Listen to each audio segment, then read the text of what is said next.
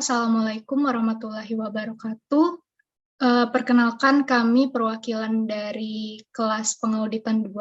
Pada kesempatan kali ini, saya Fiona Aleta dan rekan saya yaitu Muhammad Sandy akan menjelaskan mengenai kasus 2.1 tentang Jack Greenberg Inc.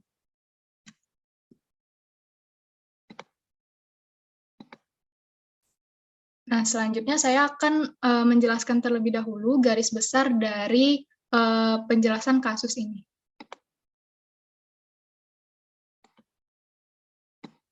Nah, jadi kasus ini menceritakan tentang suatu perusahaan milik keluarga yang bernama Jack Greenberg Inc. Nah, Jack Greenberg ini merupakan perusahaan yang terletak di Philadelphia yang menjual berbagai macam produk makanan, khususnya itu daging dan keju, yang nantinya itu akan dijual ke restoran-restoran dan pelanggan grosir lainnya di sekitar pesisir timur. Nah, untuk produk utama dari Jack Greenberg Inc. ini adalah daging impor.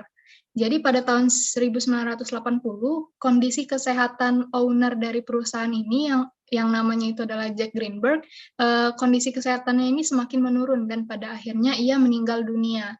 Nah, setelah kematiannya, ia mewariskan jabatannya itu ke dua anaknya. Yang pertama bernama Emmanuel, yang pada akhirnya menjabat sebagai presiden perusahaan, dan Fred, anaknya kedua, yang menjabat sebagai wakil presiden perusahaan. Nah, sama halnya dengan perusahaan milik keluarga, jadi JGI ini dalam pelaksanaannya itu tidak mementingkan pengendalian internal dan hanya mengandalkan intuisi mereka terhadap pengoperasian perusahaan. Nah, dikarenakan pemasok asing ini mengharuskan JGI ini untuk membayar di muka untuk produk daging beku, maka perusahaan ini memiliki dua akun persediaan dalam pelaksanaannya. Yang pertama yaitu persediaan dibayar di muka, dan yang kedua adalah persediaan barang dagang. Nah, untuk pembayaran di muka untuk produk daging impor ini akan didebet ke akun persediaan dibayar di muka. Nah, sedangkan untuk semua barang dagangan lain yang diperoleh perusahaan yang nantinya akan dijual kembali, itu didebit ke akun persediaan barang dagang. Pada tahun 1986, dua bersaudara ini mempekerjakan Steve Chon, yang tugasnya itu adalah untuk memodernisasi sistem akuntansi dari JGI itu sendiri. Nah, Steve Chon ini akhirnya berhasil memperbarui setiap bagian sistem akuntansi JGI, kecuali bagian yang melibatkan persediaan dibayar di muka. Nah, berbagai macam dilakukan oleh Steve ini untuk memberi atau meyakinkan Fred untuk melakukan komputerisasi pada modul akuntansi persediaan dibayar di muka. Nah, hal ini dilakukan Fred. Nah, tapi Fred ini menolak penawaran dari Steve karena yaitu melakukan tindak kecurangan dengan memanipulasi hasil operasi periodik JGI selama bertahun-tahun dengan cara melebih-lebihkan jumlah persediaan dibayar di muka untuk mengecilkan beban pokok penjualan dan melebihkan jumlah laba kotor perusahaan. Akhirnya pada tahun 1986 sampai 1994, Grant Thornton yang merupakan perusahaan audit independen JGI melakukan audit atas laporan keuangan tahunan JGI.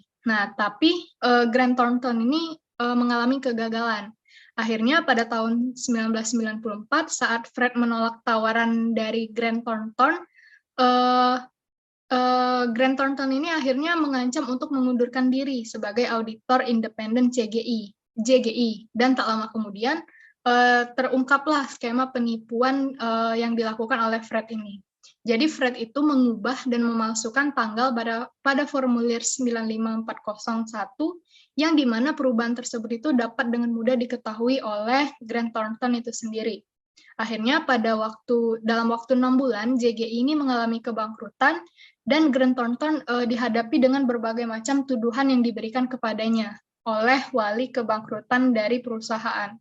Nah, salah satu tuduhan yang diberikan kepada Grant Thornton itu adalah tuduhan bahwa Grant Thornton itu telah melakukan banyak kesalahan serta kelalaian dalam melaksanakan proses audit akun persediaan dibayar di muka perusahaan JGI. Nah, selanjutnya saya akan menjelaskan mengenai pembahasan soal dari kasus 2.1 ini.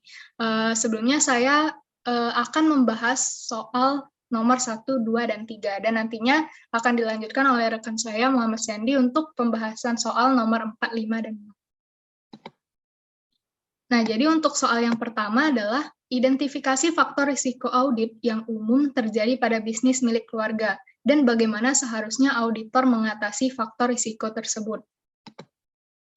Nah, jadi sebelum menjawab pertanyaan ini, perlu kita ketahui bahwa faktor risiko audit itu terdiri dari 3 hal. Jadi yang pertama adalah risiko pengendalian atau yang biasa dikenal dengan control risk, kemudian yang kedua ada risiko bawaan atau inherent risk, dan yang ketiga adalah risiko deteksi. Nah, pertama-tama yang akan saya jelaskan itu adalah mengenai risiko pengendalian atau control risk.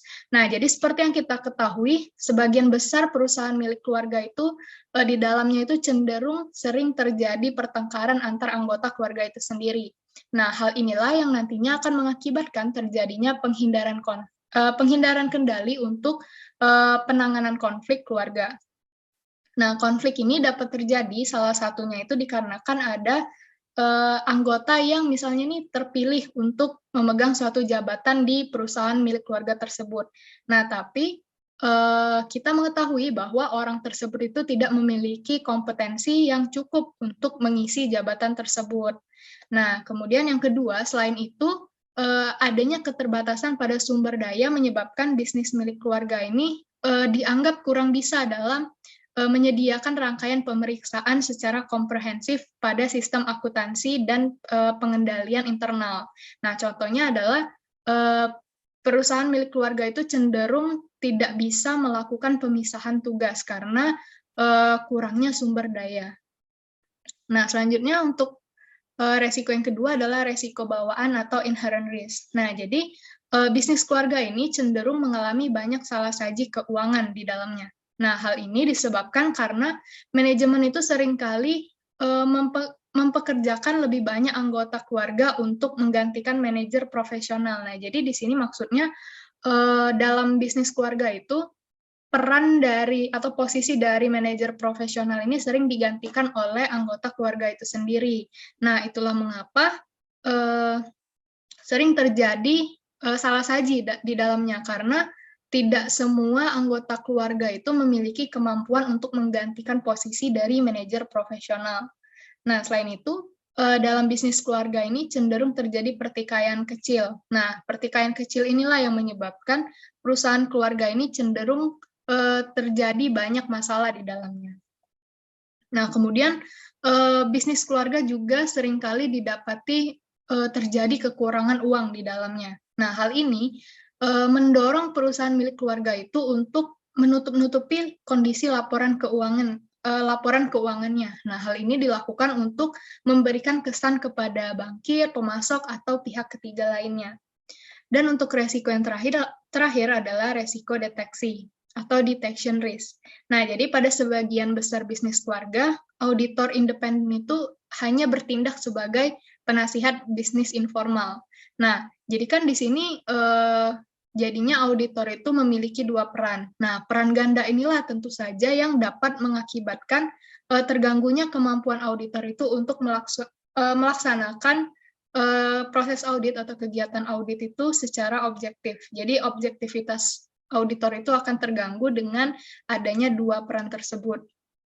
Kemudian ada kemungkinan yang besar untuk bisnis keluarga itu untuk memilih auditor dengan biaya yang rendah. Karena tadi seperti yang saya jelaskan, sumber daya di bisnis keluarga itu cenderung terbatas dan sedikit. Nah, untuk mengatasi faktor-faktor risiko yang telah saya jelaskan tadi, apa saja yang perlu dilakukan oleh seorang auditor? Nah, jadi auditor itu harus atau perlu melakukan variasi terhadap prosedur audit yang akan dia jalankan nantinya, seperti contohnya itu waktu, luas, dan sifat pengujian auditnya.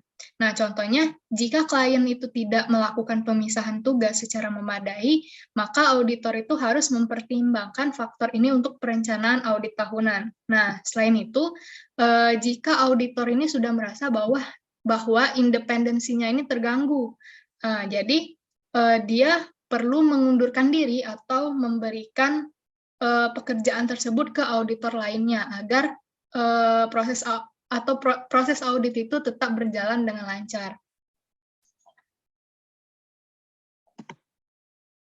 Nah, ini adalah penjelasan yang saya jelaskan tadi. Dan selanjutnya saya akan menjelaskan untuk soal nomor 2. Soal nomor 2 ini adalah menurut pendapat Anda, apa tujuan utama audit yang harus ditetapkan Grant Thornton untuk yang pertama akun persediaan dibayar di muka, dan yang B adalah akun persediaan barang dagang milik JGI. Nah, jadi untuk akun persediaan dibayar di muka, untuk tujuan utama yang ditetapkan oleh Grant Thornton ini adalah berfokus pada asersi keberadaan. Nah, hal ini artinya adalah kita itu mengidentifikasi apakah persediaan dengan nilai jutaan dolar yang terjadi itu benar-benar ada atau tidak. Nah, berkaitan dengan pernyataan tersebut, ada kebutuhan yang memastikan apakah manajemen JG ini telah mencapai pisa batas atau cut-off yang tepat untuk transaksi persediaan dibayar di muka pada setiap akhir tahun keuangan. Nah, jika pihak manajemen ini tidak dapat memastikan bahwa penerimaan persediaan dibayar di muka itu diproses dengan benar pada saat akhir tahun, maka pengiriman persediaan dibayar di muka itu mungkin nanti akan dimasukkan ke dalam saldo akhir tahun dari persediaan dibayar di muka dan persediaan barang dagang. Nah, kemudian untuk akun persediaan barang dagang, tujuan utama yang ditetapkan oleh Grant Thornton itu adalah untuk memastikan penilaian dan asersi keberadaan. Ya, sama saja dengan akun persediaan dibayar di muka tadi.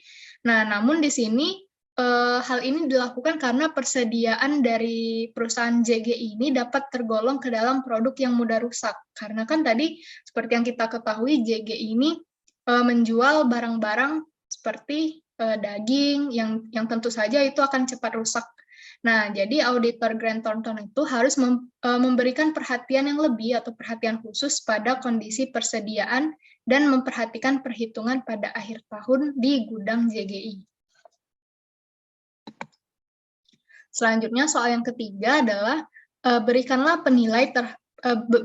penilaian terhadap keputusan Grant Thornton yang bergantung pada tanda terima pengiriman JGI saat mengaudit persediaan dibayar di muka milik perusahaan.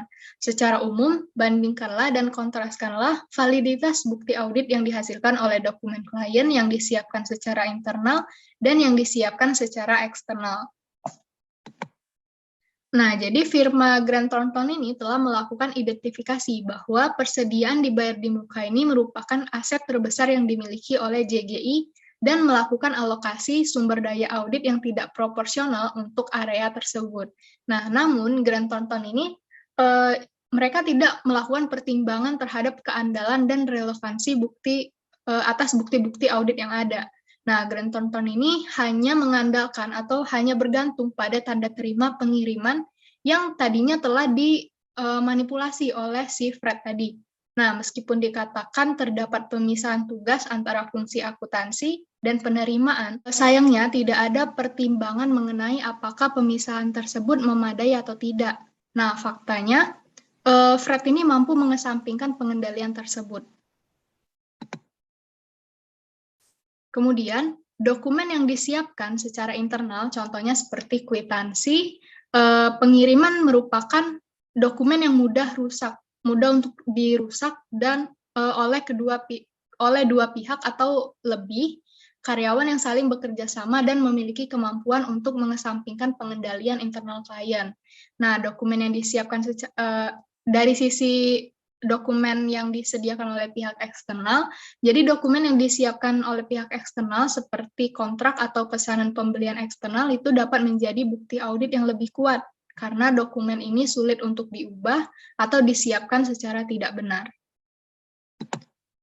Untuk penjelasan selanjutnya akan dijelaskan oleh Saudara Sandy. Kepada Saudara Sandy dipersilahkan. Baiklah, terima kasih untuk kesempatannya. Di sini saya akan menjelaskan soal nomor 4, yaitu jelaskan sifat umum dan tujuan dari prosedur audit, OAKTROK, apakah pengujian tersebut disyaratkan oleh standar audit profesional.